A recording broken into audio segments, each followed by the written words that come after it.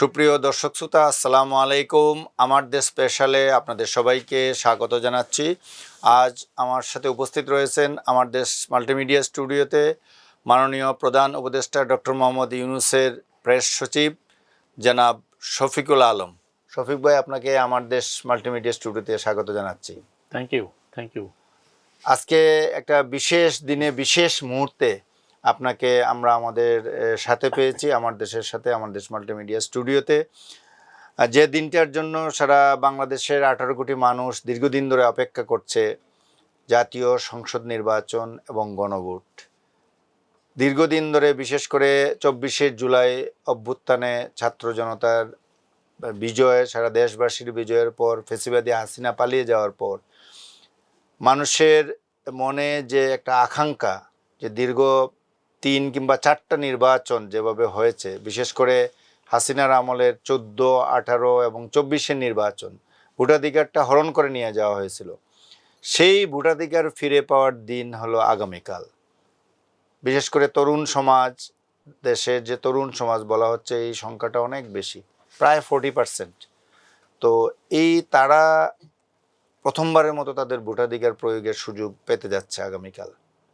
আবার একই সঙ্গে গণভোটের প্রসঙ্গটি যদি আসে, যে সংস্কার বহুল আকাঙ্ক্ষিত একটি বিষয়, যদিও এই ব্যাপারে রাজনৈতিক দলগুলো জুলাই সনদ স্বাক্ষরের মাধ্যমে একটা সমঝোতায় পৌঁছেছে, তারপরেও গণভোটের মাধ্যমে এটাকে আরও শক্ত ভিত্তির উপর দাঁড় করানো হবে কালকের এই গণভোটের মধ্য দিয়ে। এবং বলা হয়, প্রফেসর ইউনূস বারবারই বলেছেন যে তার সরকারের 3টি ম্যান্ডেট ওনারা মনে করেন, যে বিচার, সংস্কার এবং নির্বাচন।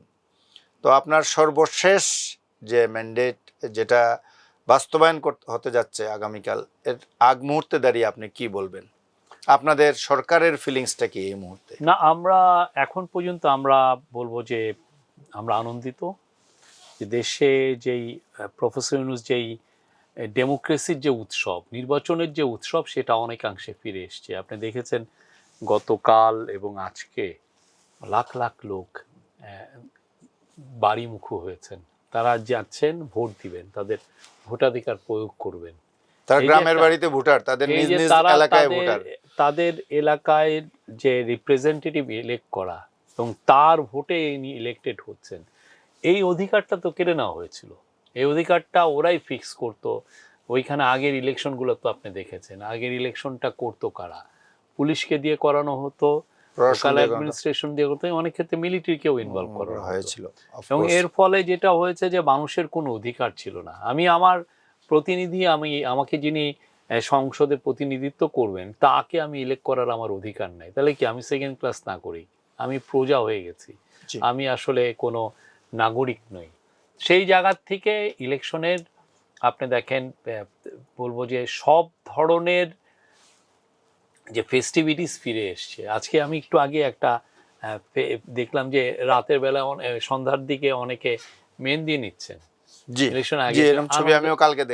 আনন্দের সাথে তারা এই কাজগুলো করছেন। মানে কি, ইলেকশনকে তারা একটা ফেস্টিভ্যাল দেখছেন, যে না, বাংলাদেশের ডেমোক্রেসি ফিরে এসছে, আমরা এইটাকে আমরা আমার ডেমোক্রেটিক রাইটটা আমি প্রয়োগ করার একটা সুযোগ পাচ্ছি। আর এইটা করার জন্য আমি বলবো যে প্রফেসর ইউনূসের গভর্নমেন্ট, এই যে আমি যে একটা সেফ একটা এনভায়রনমেন্ট, একটা উৎসব মুখর এনভায়রনমেন্ট যে আমরা এনশিওর করছি, এইটা করার জন্য উনি, আমি বলবো যে 3টা মাস, তারও আগে 6 মাস ধরে অমানসিক পরিশ্রম করেছেন এনারা। কিরকম, এটা যদি একটু এক্সপ্লেইন করেন। যে আপনার সবচেয়ে যেটা হচ্ছে যে অবশ্যই আমরা প্রায় ধরেন 10 লক্ষ পুলিশ, মিলিটারি, আনসার, অন্যান্যদেরকে ডেপ্লয়মেন্ট হয়েছে। এই ডেপ্লয়মেন্টটা একটা বিগ কাজ।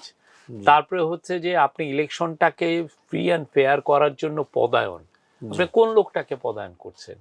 এই যে বরিশালের যে ডিসি, উনি কি ব্যাকগ্রাউন্ডে কি উনি কোনো পার্টি শাসনের সাথে ছিলেন কিংবা কোনো দলের সাথে ছিলেন কিনা? এই যে এই পদায়নগুলো, কারণ এই পদায়নগুলো যদি আপনার ঠিক না হয়, তাহলে তো আপনার ইলেকশন ঠিক হবে না। কিন্তু পারস্পরিক দোষারোপ তো আছে। এই ক্ষেত্রে যদি বলেন যে রাজনৈতিক দলগুলোর মধ্যে যে প্রশাসন এইদিকে হেলে পড়েছে, ওনারা বলছেন এইদিকে হেলে পড়েছে। এটা আপনিও জানেন, আপনি 40-45 বছর চাকরি জার্নালিজম করেন ভাই, আপনি এটা জানেন কোনটা মানে সিরিয়াস আলাপ আর কোনটা একটু জাস্ট বলার জন্য বলা।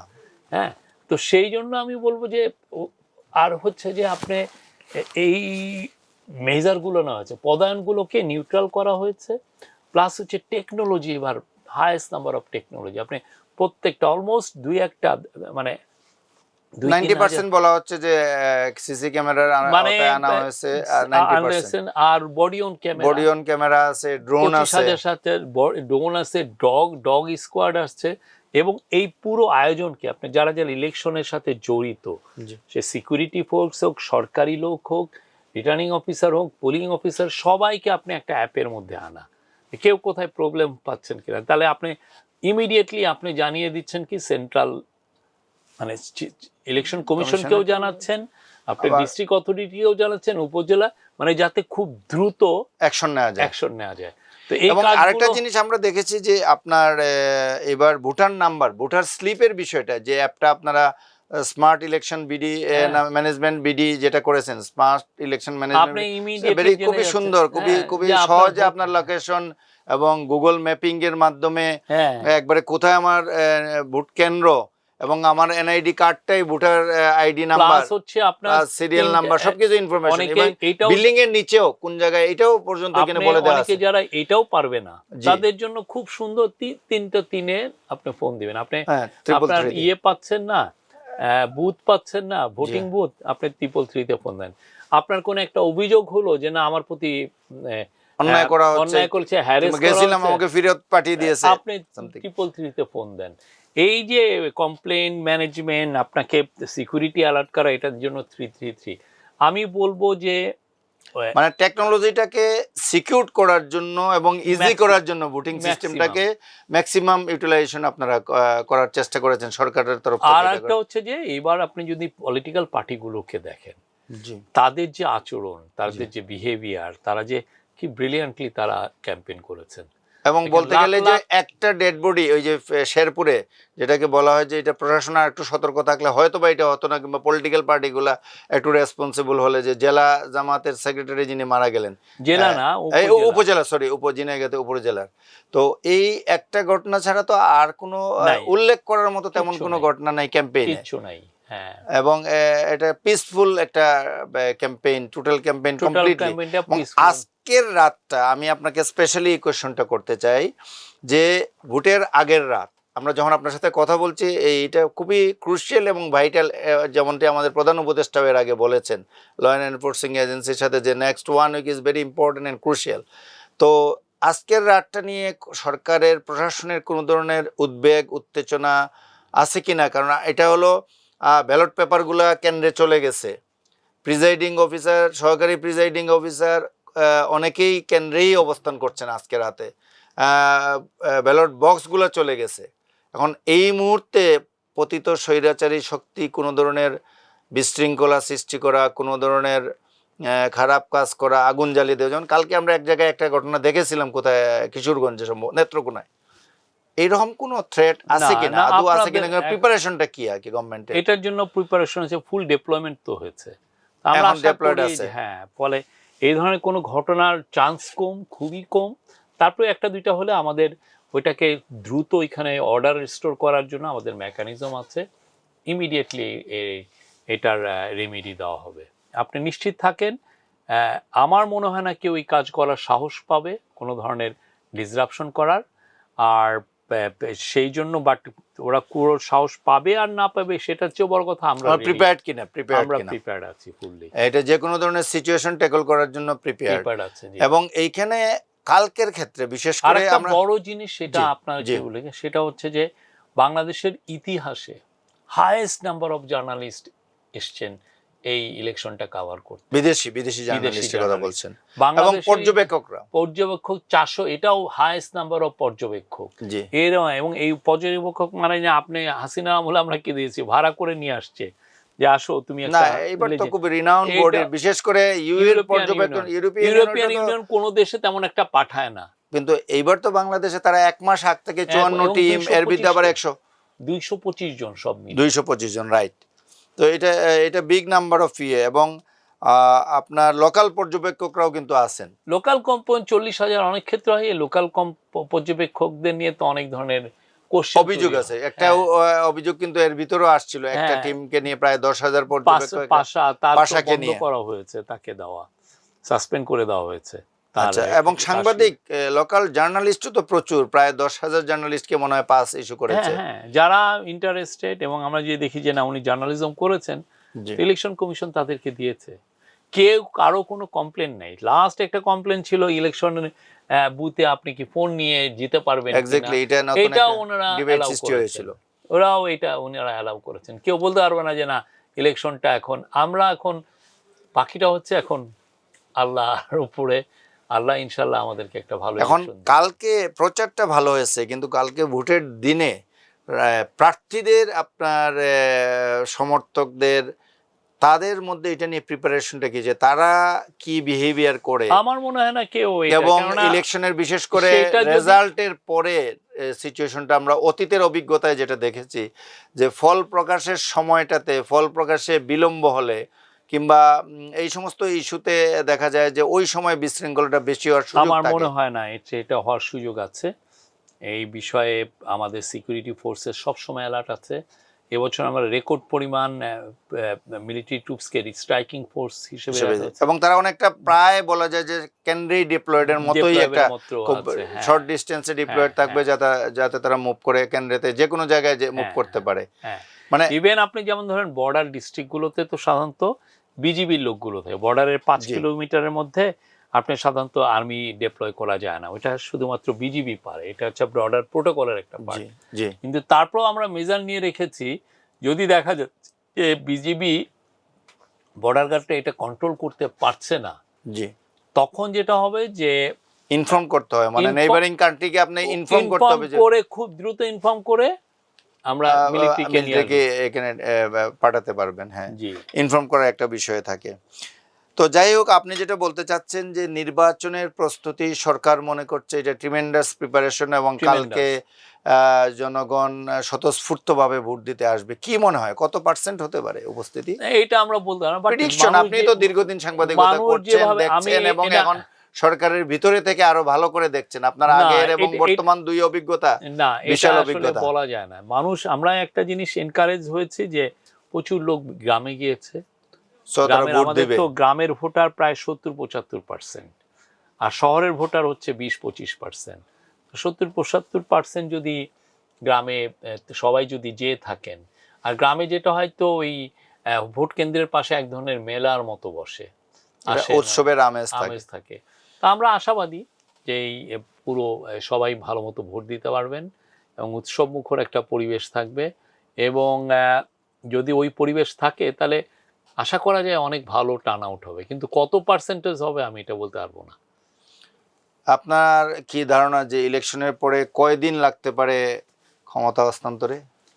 আমাদের প্ল্যান হচ্ছে দ্রুততম সময়টা, যেমন ধরেন আমরা যদি দেখি যে একটা পার্টি খুব ক্লিয়ার উইনার হয়ে গেছেন, যে এই পার্টিটা জিতে গেছেন এমন, এবং আমরা যদি 13 তারিখের মধ্যে রেজাল্টটা হয়ে যায়, এমনও হতে পারে 14 তারিখে সকালে ওদের শপথ নিয়ে 14 তারিখ বিকালের মধ্যেই আপনি, তারপর তো 14 শপথের পরেই তো মেজরিটি পার্টি লিডার ইলেক্টেড হয়ে যান, তখন দেখা যায় যে ওই 14 তারিখ বিকালেই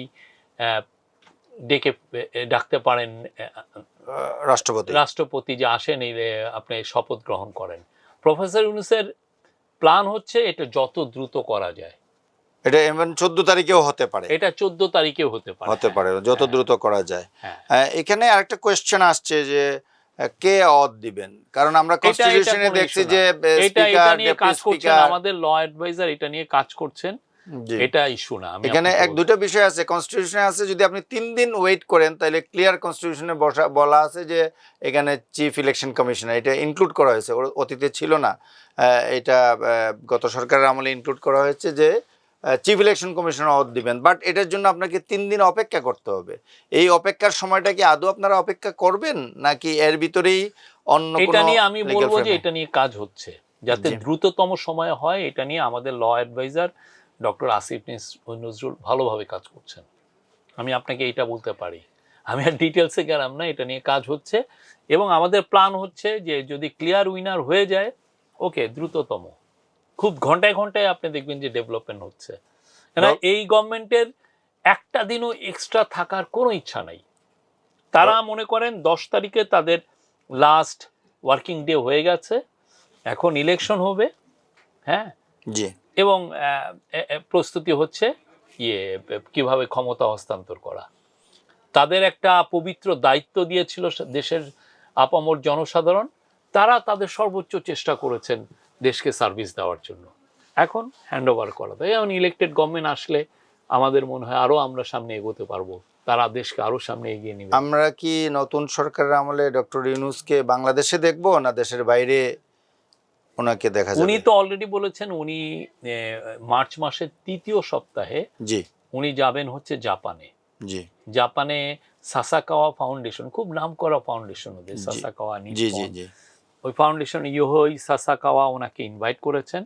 তো ওনার ওইখানে যে মূলত কাজটা হচ্ছে যে ওদের সাথে বাংলাদেশের ওশান এগুলো নিয়ে জি এক ধরনের কোলাবোরেশন করা, যাতে বাংলাদেশের সত্যিকার অর্থে সারা জীবন আমরা ল্যান্ড টেরিটরির মধ্যেই সীমা, কিন্তু আমাদের যে বে অফ বিশাল বেঙ্গলে বিশাল একটা সমৃদ্ধির জায়গা, ব্লু ইকোনমির কথা যেটা বলা হয় সেটা নিয়ে উনি সংক্ষেপে। কাজ করার ইচ্ছা আছে, এটা একটা জিনিস। আর বলবো যে সমস্ত কালকে অনেকে এসেছেন, আপনি আমার দেশে আসেন, এ বলেন আমার নেপাল শ্রীলঙ্কার থেকে একজন বলছেন যে আমাদের দেশে আসেন, পাকিস্তানের থেকে আমাদের দেশে আসেন, আরেকজন বলছেন যে না তুমি জার্মানিতে আসো, একজন বলছেন যে ইউকেতে আসো, একজন আবার মানে কি প্যারিসে। জন্য এই সব দেশগুলার সবাই কেন তাকে এই উনি তো ডাকাডাকি সারা করছেন? বিশ্ব ঘুরে বেড়ান উনি, এটা ভালো social অরেটার business- বক্তৃতা দেন, না ওই বিভিন্ন বক্তৃতার চেয়ে বিষয়ে করেন। উনি তো আর বক্তৃতা দেওয়ার জন্য বক্তৃতা দেন না, ওনার হচ্ছে যে সোশ্যাল বিজনেসের উপর বলা, সোশ্যাল বিজনেসের মাধ্যমে সমাজের অনেক সমস্যাগুলো সমাধান করা যায়, এই কথা এটা উনি বারবার বলেন, এবং এটা পরীক্ষিত, এমন না যে এটা অপরীক্ষিত তা না। সোশ্যাল বিজনেস নিয়ে বলবেন উনি, 3-0 নিয়ে বলবেন। 3-0-তে মূল জিনিস হচ্ছে যে কোনো আনএমপ্লয়মেন্ট থাকবে না, কোনো কার্বন ইমিশনটা পুরো জিরো থাকবে, এবং মানে তাইলে কি আপনি বলতে চাচ্ছেন যে উনি Oil প্রধান concentration উপদেষ্টার ও দায়িত্ব zero থাকবে। নেয়ার আগে যে কাজগুলো করতেন ওই সেখানে কাজগুলোতেই ফিরে- আবার ফিরে যাবেন, হ্যাঁ, ওই ওনার জায়গাতেই কোনো ফিরে যাবেন? পলিটিক্যাল অ্যাম্বিশন নাই, উনি কোনো পলিটিক্সে জড়াবেন না, উনি কোনো এই যে আর যে এই চিফ অ্যাডভাইজারের পরে যে উনি, অনেকে বলেন যে উনি প্রেসিডেন্টের, অনেকে মনে করে দেশের মানুষ, অনেকে মনে করে, অনেকে আশা করে, পলিটিক্যাল পার্টিগুলোও আশা করতে পারে কেউ কেউ। না উনি ইন্টারেস্টেড না, উনি বলেছেন যে না, ওইটা উনি রাষ্ট্রপতি হওয়ার কোনো উনি বলেছেন যে আগ্রহ, ওনার ইচ্ছা নেই। আনন্দের জায়গা এটা না, আচ্ছা উনি তার- জাতীয় দায়িত্বে পবিত্র দায়িত্ব নিয়েছিলেন, জি এই দায়িত্বটা উনি চেষ্টা করেছেন, সর্বোচ্চটা দিয়েছেন, আমি তো দেখেছি। আপনি যখন এই প্রসঙ্গে আসলেন তাইলে আমি বলতে চাই যে এই 18 মাসে ডক্টর ইউনূসের এই 3টা দায়িত্ব উনি ছিল, ওনার বিচার, সংস্কার এবং নির্বাচন, এর বাইরে আপনার সবচেয়ে বড় অ্যাচিভমেন্টটা কি মনে করেন? আমি বলবো যে বাংলাদেশকে একটা হোপের জায়গায় নিয়ে যাওয়া, জি আশার জায়গা, যে না এই দেশে গুড গভর্নমেন্ট সম্ভব, এই দেশের মানুষ যে স্বপ্ন দেখে যে আমরা একটা রিচ প্রসপারাস কান্ট্রি হব, জি সেটা সম্ভব। জি এই দেশের মানুষের আমাদের যেগুলো সমস্যাগুলো আছে সেগুলো সলভ করা, আমরা ভাবতাম যে এগুলো জীবনেও বুঝি সলভ হবে না, যেমন ওগুলো সম্ভব। ব্যুরোক্রেসিকে আরো দ্রুতভাবে কাজ করা, দেশের ফরেন পলিসি আগে দেখেন একদম আমাদেরকে মনে হতো যে আমরা খুব ভুটান টাইপের ছোট দেশ, জি না আমরা তো একটা বড় দেশ, এই যে একটা নীরব উপস্থিতি ছিল, এখন উনি এসে এটাকে সরব উপস্থিতি ফরেন পলিসিতে, প্লাস হচ্ছে যে দেশের এই ক্রিকেট নিয়ে সর্বশেষ যেটা ঘটলো, এখানেও তো বাংলাদেশ তার সরব উপস্থিতির জানান দিয়েছে। হ্যাঁ এইটাই মানে আমি আমার এবং pride-এর বিশেষ যে- করে ভারতের সাথে চোখে চোখ রেখে কথা বলার ক্ষেত্রে ডক্টর ইউনূস যে নজির স্থাপন করেছেন। আমরা গরিব না, আমরা একটা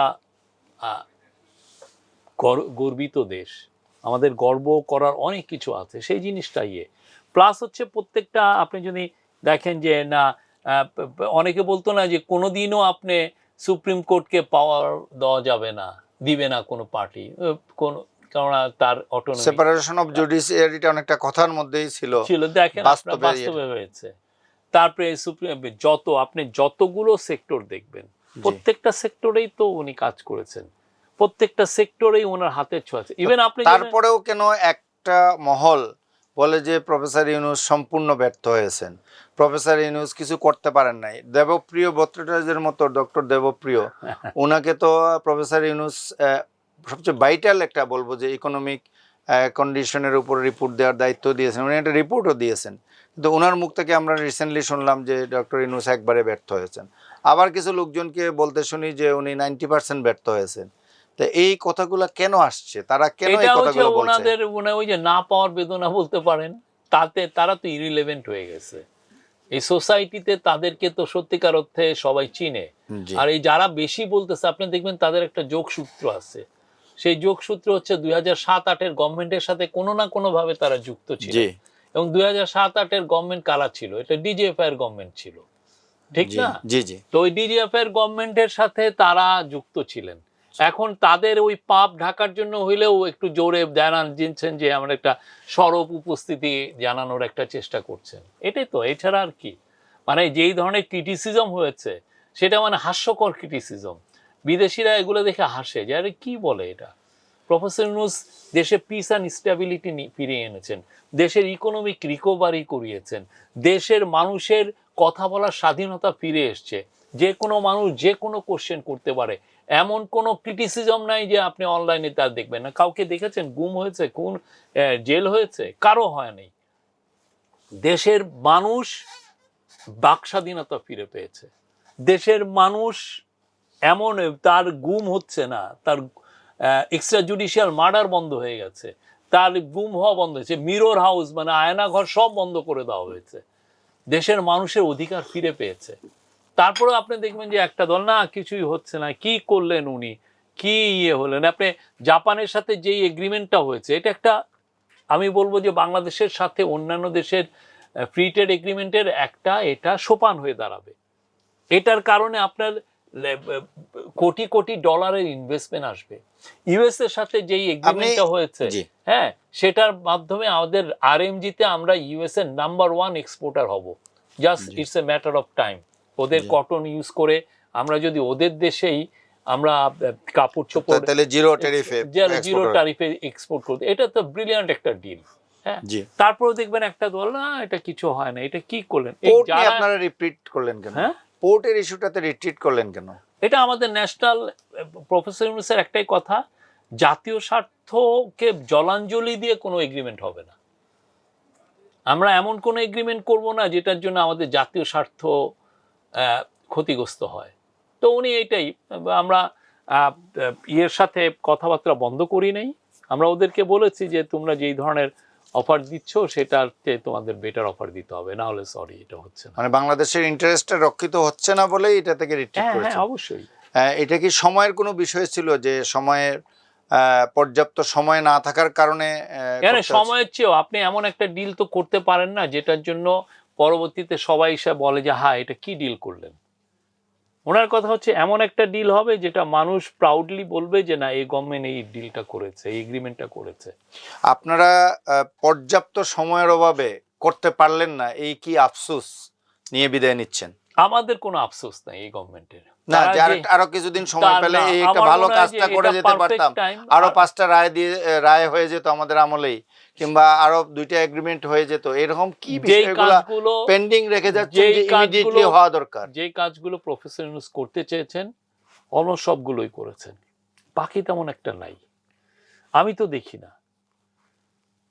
এমন আরেকটা সমালোচনা করা হয় যে আপনারা ইনভেস্টমেন্ট এবং ইকোনমির ক্ষেত্রে, যেমন রিসেন্ট রিপোর্ট আসছে যে আবার ইনফ্লেশন রেটটা অনেক বেড়ে গেছে। না, ইনভেস্টমেন্ট যে আশা দেওয়া হয়েছিল ইনভেস্টমেন্টে এফডিআই, সেটা হয় না। এখানে কিন্তু বলা হয়েছে যে এগুলো ওই যে সেই যারা বলছে তারা ওই 2007-08 গভর্নমেন্টের সাথে জড়িত ছিল, ডিজিএফআই গভর্নমেন্টের সাথে। কিন্তু ইনফ্লেশনটা তো 3 মাস থেকে একটু আবার টপ ইয়েতে আছে ইনফ্লেশন রেটটা। ইনফ্লেশন 8% আছে। ইনফ্লেশনের জন্য সত্যিকার অর্থে আমরা রোজার আগে আরো ইন্টারেস্ট রেটটাকে টাইট করা হচ্ছে না, করলে হয়তো বা যেটা হচ্ছে ইনফ্লেশনটা কমতো, কিন্তু যেতে হতো কি এতে ইনভেস্টমেন্টটা আবার একটু ক্ষতিগ্রস্ত হওয়ার একটা সম্ভাবনা ছিল। আমার মনে হয় এটা স্লোলি এটা কমে আসবে, এটা রোজার পরে দেখবেন যে এটা কমে আসবে। আর কি যেন বলতেছিলেন যে এফডিআই, এফডিআই তো আমাদের ফরেন ডাইরেক্ট ইনভেস্টমেন্ট, সরাসরি বিদেশি বিনিয়োগ যেটা বেড়েছে।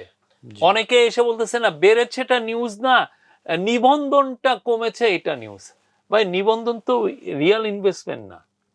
নিবন্ধন কি মানে আমি বললাম যে আমি আপনার 500 কোটি টাকা ইনভেস্টমেন্ট করব, আমি খাতায় নাম লিখিয়ে গেলাম, কিন্তু আমি ইনভেস্টমেন্ট করলাম না, তাহলে এই নিবন্ধনের লাভটা কি? আর আমরা যেটা বলছি যে এই ইনভেস্টমেন্টটা হয়েছে এবং এই ইনভেস্টমেন্ট অ্যাকচুয়াল হিসাবে বেড়েছে, 80% বেড়েছে। এখন কথা হচ্ছে যে ওই যে যারা এই বিষয়ে সরব এই গভর্নমেন্টের, আপনি এই একটা যোগসূত্র দেখবেন সব 2007-08-এর সাথে কোনো না কোনো তাদের এই টেনশনটা কি, কেন তারা এই এই লোকগুলো হচ্ছে কি, এই লোকগুলো 2007-08-এর তাদের কর্মকাণ্ড নিয়ে তো আমরা আসলে লেখালেখি করি নাই, এটা করা উচিত ছিল। এবং তারা কি আরো কোন ষড়যন্ত্রে তারা ওই অংশ গভর্নমেন্টের হিসেবে বৈধতা দিয়েছে, তারা ওই গভর্নমেন্টের সময় আপনি পলিটিক্যাল লিডারদেরকে ডেকে এনে আপনি কি ধরনের টর্চার হয়েছে, আপনি তারেক রহমানের মতো লিডার টর্চার হয়েছে, ওই সময় তো ওই গভর্নমেন্টে তারা ছিল, কোনোদিন বলছে যে আমরা সরি আমাদের গভর্নমেন্টের সময় এটা হয়েছে? শুনেন নাই তো। না, বিজনেসম্যানদেরকে ডেকে এনে জোর করে তার থেকে কনফেশন আদায় করে ওইটার আবার কি জন্য সিরি আবার বিভিন্ন পত্রিকায় পাঠিয়ে দিয়েছে। আপনাদের এমন সমালোচনা করা হয় যে উপদেষ্টারা কেউ কেউ দেশ ছেড়ে পালিয়ে যাবেন, তারা তাদের যে 18 মাসের অ্যাক্টিভিটিস এটার জন্য জবাবদিহি করতে পারবে এখন না। আমরা ওই অনেকে তো বলেন যে ইলেকশনই হবে না, এই জিল্লুর রহমান দেখবেন তৃতীয় মাত্রার, উনি বোধহয় কত 15 না 20টা বোধহয় বলে Episode. ইয়ে করেছে যে ইলেকশনই হচ্ছে না, ইলেকশনে কালকে ইলেকশন হোক আমরা বাকিটা জবাব দিব। ঠিক তেমনি ইলেকশনের শেষ হোক, তারপরে আমাদের অ্যাডভাইজাররা কোথায় যায় দেখেন। আমি যতই ব্যাংক দিয়ে বলি যে না ওনারা কোথাও যাবে না, আপনি তো বিশ্বাস করছেন না। আমি বললাম সময় দেখে যাবে, আপনার প্রাউড সময় দেখে সিটিজেন এই দেশের, তারা এই দেশে থাকবেন, কিন্তু আপনি তো না ভাই দেখেন ইলেকশনটা শেষ হোক না, দেখেন ওনারা থাকে কিনা। এনারা প্রত্যেকে থাকবেন, তারা এমন কাজ করেছেন যে জন্য দেশের মানুষ তাদেরকে গর্বর সাথে তাদের নাম নিবে, আমরা এটা বলতে পারি। কিন্তু আমরা তো দেখেছি ইভেন যারা জুলাই যোদ্ধা ছিলেন, যারা একসময় এই সরকারের অনেক উপদেষ্টার ঘনিষ্ঠ সহযোগী ছিলেন, তারাও কেউ কেউ সমালোচনায় সোচ্চার হয়ে যান মাঝে মধ্যে। কই আমরা দেখি না। এটা হচ্ছে কেউ কেউ হন এটা না প্রাপ্তির বেদনা বলতে পারি। ওনারা ভাবতেছেন যে আমরা এইখানে এসে অনেক কিছু পাচ্ছি, অনেক কিছু হচ্ছে। সরি, এখানে কেউ টাকা বানাতে আসে নাই, সবাই এখানে সেলফলেসলি মানে তাদের সার্ভিসটা দিয়েছে।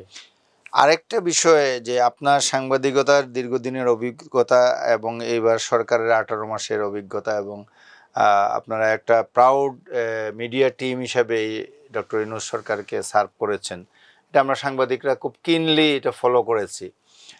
তো সব মিলে কি মনে হয় যে এইবারের নির্বাচনটা অন্য নির্বাচন থেকে আলাদা কি বৈশিষ্ট্য? এটা তো নতুন বাংলাদেশের নির্বাচন, একটা যুদ্ধ, একটা বলবো যে বিপ্লবোত্তর একটা দেশের একটা প্রথম নির্বাচন। এই নির্বাচনের মাধ্যমে আগামীর বাংলাদেশ নির্মিত হবে। আপনি কি বাংলাদেশটা চান, এবং এমন একটা বাংলাদেশ যেখানে প্রত্যেক মানুষের অধিকার অক্ষুণ্ণ থাকবে, সমুন্নত থাকবে, এমন একটা বাংলাদেশ যেখানে স্বৈরাচার ফিরবে না, এমন একটা বাংলাদেশ যেখানে কোনো ধরনের গুম খুন এগুলো থাকবে না, এবং আপনি আপনার ভোট দিয়ে আপনার লিডার ঠিক করবেন যে না আমি একে আমার লিডার বানাবো, সে যেই হোক, সে মুসলমান হোক, হিন্দু হোক, খ্রিস্টান হোক, মেয়ে হোক, ছেলে হোক, যাই হোক, একটা চাকমা জাতির কোনো ছেলে হোক, সে তার মতো সে তার চয়েসের ইয়ে হবে। এই বাংলাদেশটা তো আমরা চাই, এমন একটা বাংলাদেশ যেখানে আপনি ইচ্ছা করলে একটা লিডার যে একটা ব্যাংক ডাকাতি করে সব টাকা নিয়ে বাইরে তার লোকগুলোকে দিয়ে বাইরে পাঠিয়ে দিতে পারবেন না। আপনার যেই ডিপোজিটটা রেখেছেন, যেই সঞ্চয়টা আপনি করেছেন, সেই সঞ্চয়টা সমুন্নত থাকবে, কেউ এটা টাচ করবে, সেফ থাকবে। হ্যাঁ, তো সেই জায়গা বাংলাদেশ আমরা তৈরি করতে চাই। যে বাংলাদেশ আমাদের তৈরি করার একটা মিশনে আমরা ছিলাম, কিন্তু 15.5 বছরের যে ভয়াবহ মিসরুল এবং 2007-08-এর যে ভয়াবহ একটা ডিজিএফআই রুল, সেটা আমাদেরকে একদম ধ্বংসের দ্বারপ্রান্তে নিয়ে এসেছিল। আপনি কিভাবে এনশিওর করছেন যে এই যে আশাবাদ আপনি ব্যক্ত করলেন, একজন আশাবাদী লোক হিসাবে আপনি এটা বলতেই পারেন, কিন্তু আসলেই যে আমরা এটা পাবো এই নির্বাচনের পর এসে, নাকি আবার আমরা এই পুরানো বন্দোবস্তে পুরানো স্টাইলে চলে যাব? বন্দোবস্ত হলে এই বিপ্লব হতো না, এই বিপ্লবই হতো না। এটা নতুন বাংলাদেশ জেগে উঠেছে, এই চর জায়গায় না আমাদের, জি, নতুন একটা বাংলাদেশ জেগে উঠেছে, এটাকে আপনি থামাতে পারবেন না। কিভাবে থামাবেন?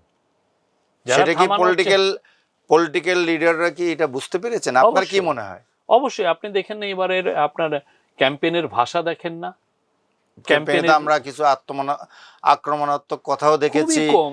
পুরনো স্টাইলও লক্ষ্য করেছি। আপনি বিদেশের সাথে, বিদেশে যেই পরিমাণ আক্রমণ হয় এটা কিচ্ছু হয়নি। আমি তো বলবো খুবই সৌজন্যবোধ ছিল, শান্তিপ্রিয় একটা, ম্যাক্সিমাম তাই ছিল। মাঝে মধ্যে দেখেছি আমরা যে লিমিট ক্রস করে গেছে, বাট আপনি বলছেন যে না, এটা একটা পজিটিভ সাইন এবং পজিটিভ বিয়ে নিয়ে আগাচ্ছে, অ্যাপ্রোচ নিয়ে আগাবে। জি জি। এবং ল অ্যান্ড অর্ডার সিচুয়েশনটা এখনো লোকজন বলে যে আপনারা 18 মাসে যে জায়গাটাতে পারেননি যে পর্যাপ্ত সংখ্যক লোক নিয়োগ দিতে, যারা নতুন লোকজন এসে এটাকে নতুনভাবে চিন্তা করবে, ওই পুরনো লোকজনই রয়ে গেছে। পরিবেশ পরিস্থিতি তারাও তো আবার স্বরূপেই আবির্ভূত হবে, স্বমহিমায়, ক্যারেক্টার নিয়েই। আমার মনে হয় না মানুষের যে অ্যাসপিরেশনের কাছে তো আপনি এটা পারবে না। মানুষের যেটা হাঙ্গার ফর চেঞ্জ, ওইখানে আপনি ওইটার সাথে তো আপনাকে মিলাতে হবে। আপনি আসলেন, এসে পুরনো বন্দোবস্ত আপনি করবেন, করে তো না, আমি যেটা বলছি যে সংস্কারের প্রস্তাব আছে, অনেকগুলো প্রস্তাব আছে, এইগুলা একটা একাডেমিক বিষয়াশয় হিসেবেই আছে, এটাকে ফিজিক্যাল লেভেলে। কারণ শেখ হাসিনার আমলেও দেখা গেছে আইন ছিল, কিন্তু আইনগুলোকে মিসইউজ করে, প্রতিটা আইনকে মিসইউজ করে উনি আরেকটা শাসন, ফেসিবাদী শাসনটাকে চালু করেছে। কেউ যদি এটা মিসইউজ করে তাহলে তো দেখবেন আবার রাস্তাঘাট অশান্ত হবে। মানুষের তো জেগে উঠেছে না, মানুষের তো ভয় ডর বলে কিছু নাই, এবং কনসাস হয়েছে। হ্যাঁ। আর আরেকটা বিষয় যে এই নির্বাচন পর্যবেক্ষণেও অনেকে আসছেন, এর আগেও বিভিন্ন ইস্যুতে প্রধান উপদেষ্টার সাথে বিদেশিরা, বিভিন্ন দেশের পলিটিক্যাল লিডার, অন্যান্য বিজনেস ম্যাগনেট এবং অনেকে আসছেন, কথা বলছেন, এখন পর্যবেক্ষকরা দেখা সাক্ষাৎ করছেন। তারা কি মনে করেন বাংলাদেশের এই পরিবর্তনটাকে তারা কিভাবে দেখছেন? আমরা আমাদের থেকে কমেন্ট দিলে ঠিক হবে না। তারা, আপনারা দেখেছেন ইউরোপিয়ান ইউনিয়নের যারা ইয়েরা, তারা ইয়ের সাথে দেখা করেছেন, কি যেন ইলেকশন কমিশন, তারা ইলেকশন কমিশনের কাছ থেকে শুনবেন। আমরা যেটা শুনেছি যে তারা তো happy, so far so good. তো কালকের দিনটা দেখি, তারপরে তো রেজাল্ট আসবে, রেজাল্টের অ্যাকসেপ্টেন্সের একটা বিষয় আছে, কেউ কেউ যদি অন্য কিছু বলতে চান। বাট আমার মনে হয় সো ফার সো গুড। এরকম সুন্দর ইলেকশন সত্যিকার অর্থে আমরা অনেক অনেক বছর দেখি নাই। আপনারা এই ডক্টর ইউনূস সরকার কি হ্যাপিলি বিদায় নিচ্ছে? এটা তো জনগণ বলতে পারবে। আমি তো দেখছি হ্যাপিলি বিদায় নিচ্ছে। এটা কালকে ইলেকশনটা হোক ইনশাআল্লাহ, তারপরে হয়তো ফাইনাল কমেন্ট আপনি করবেন। হ্যাঁ। ব্যক্তিগতভাবে আপনি, লাস্ট কোয়েশ্চেন, আপনার ব্যক্তিগতভাবে আপনি এই নতুন সরকার আসার পর কি চিন্তা করছেন, আপনি কি করবেন? আমি জার্নালিজমে ফিরে যাব। আমার একটা অনেক দিনের আকাঙ্ক্ষা ছিল যে একটা গভর্নমেন্ট কিভাবে কাজ করে সেটা জানার, এবং আমি যখন প্রফেসর ইউনূসের কাছ থেকে আহ্বান পেলাম যে আসো তুমি আমার সাথে কাজ করো, তো আমি আমার খুব ভালো একটা চাকরি করতাম, অনেক বেতন অনেক বেশি আমরা ছিল, জানি, হ্যাঁ। তো সেইটা আমি ছেড়ে এখানে এসেছি, এসে আমার বেতন 4 ভাগের 1 ভাগ হয়ে গেছে। বাট স্টিল আমি খুব গর্বের সাথে বলতে পারি আমি অনেক কিছু শিখেছি ওনার সাথে থেকে। আমার জানার ইচ্ছা ছিল, আমি আমার শারীরিকভাবে সক্ষমতা ছিল অনেক কিছু করার, সারাদিন খাটতে পেরেছি, এবং জাতির কাছে আমি যদি কিছু দিয়ে থাকতে পারি, আমি জানি না এটা মানুষ মনে করবে, আমি নিজের গর্বিত মনে করব। ধন্যবাদ আপনি আমাদেরকে সময় দেওয়ার জন্য, এবং আমরা আশা করি ভবিষ্যতেও আপনি সরকারের সাথে না থাকলেও একজন সাংবাদিক হিসেবে আপনাকে আমরা আমার দেশের সাথে পাবো, আমার দেশের স্টুডিওতে পাবো, এবং এই নির্বাচনের পরে আপনার সাথে আমাদের আবারও দেখা হবে, আবারও কথা হবে। আমার তরফ থেকে আমার দেশকে অসংখ্য ধন্যবাদ। আপনারা আমাদেরকে যেই সাপোর্টটা দিয়েছেন, সরকারকে, ডক্টর ইউনূস সরকারকে আমরা কৃতজ্ঞ চিত্তে সবসময় স্মরণ করব। আমরা দেশের স্বার্থেই যতটুকু করেছি, এবং স্যালুট করি আমার দেশের আমরা এই চেষ্টাটা they have done a lot. Thank you, আপনাকে অসংখ্য ধন্যবাদ।